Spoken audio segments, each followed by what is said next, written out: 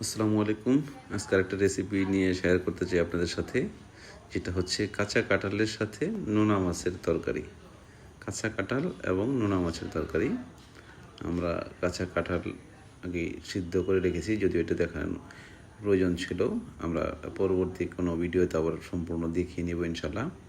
কাঁচা কাঁঠালটা আমরা সিদ্ধ করে রেখে দিয়েছি, কেটে সিদ্ধ করে। এখন আমরা পেঁয়াজ এবং গরম মশলাগুলো মিশিয়ে নিচ্ছি। প্রয়োজনীয় গরম মশলা দিচ্ছি, পেঁয়াজগুলো তেলে ভেজে নিয়ে মিশিয়ে নিচ্ছি। একটু পানি দিয়ে নিলাম। এখানে একটা বিষয় খেয়াল রাখতে হবে, আসলে নোনা মাছগুলো বাজার থেকে যেহেতু আমাদের কিনা, অনেক নোনা মাছেই লবণের পরিমাণটা বেশি থাকে। সেক্ষেত্রে আমাদের খেয়াল রাখতে হবে যে লবণটা যদি নোনা মাছে বেশি থাকে, ওর ভালো গরম পানিতে একটু ধুয়ে নিব আমরা, যাতে লবণের পরিমাণটা কমে যায়।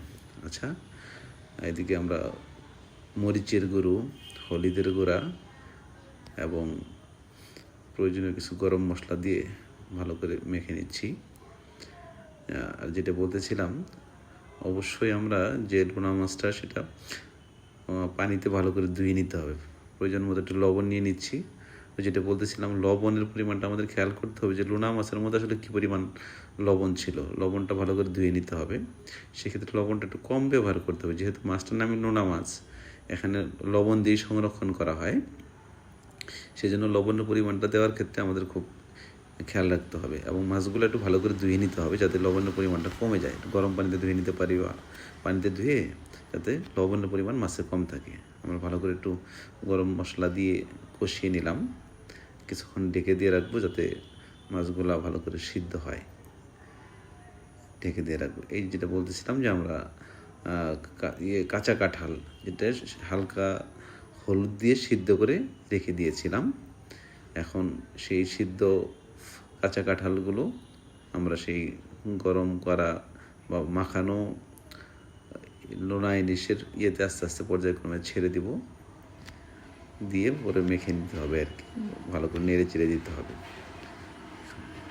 কাঁঠালগুলো ছেড়ে দিচ্ছি, সিদ্ধ কাঁঠাল, যেটা কাঁচা কাঁঠাল আমরা সিদ্ধ করে রেখে দিয়েছিলাম, সেটা এখন ওই লোনা মাছের মিশ্রণের মধ্যে ছেড়ে দিচ্ছি। সম্পূর্ণ দেওয়া শেষ হয়ে গেলে আমরা সেটাগুলো ভালো করে নেড়ে চেড়ে নিতে হবে, যেন সবগুলো মিশ্রণ ভালোভাবে মিশে যায়। উপর নিচে করে আমরা এটা করে দিব, ভালো করে নেড়ে চেড়ে দিব আর কি, যাতে লোনা মাছগুলো এবং কাঁঠালগুলো ভালো করে মিশে যায়, মশলাগুলো প্রত্যেকের মধ্যে ভালো করে প্রবেশ করে। ভালো করে নেড়ে চেড়ে দিতে হবে। দিয়ে আমরা কিছুক্ষণ এটাকে ঢেকে রাখবো আর কি, যাতে ভালো করে মশলাগুলো সেই কাঁঠালের সাথে মিশে যায়। হ্যাঁ, আমরা দেখতে পাচ্ছি অনেকটাই ভালো সিদ্ধ হয়েছে এবং ভালো একটি স্মেল বের হচ্ছে, যদিও আপনারা আসলে স্মেলটা পাচ্ছেন না, দেখতে পাচ্ছেন। আপনারা যখন নিজেরা রান্না করবেন তখন হয়তো এই স্মেলটা করতে পারবেন। আমরা একটু পানি দিয়ে নিচ্ছি যাতে ভালো করে সেটা সিদ্ধ হয় এবং সকলের কাঁঠালগুলোর মাঝখানে সেই স্মেলটা প্রবেশ করে ভালো করে সিদ্ধ হয়। এই জন্য প্রয়োজন মতো একটু পানি দিয়ে নিচ্ছি। পানি দিয়ে ভালো করে নেড়ে চেড়ে আবার ঢেকে দিয়ে রাখতে হবে। ঢেকে দিয়ে কিছুক্ষণ জাল করতে হবে যেন ভালোভাবে এগুলো সিদ্ধ হয়।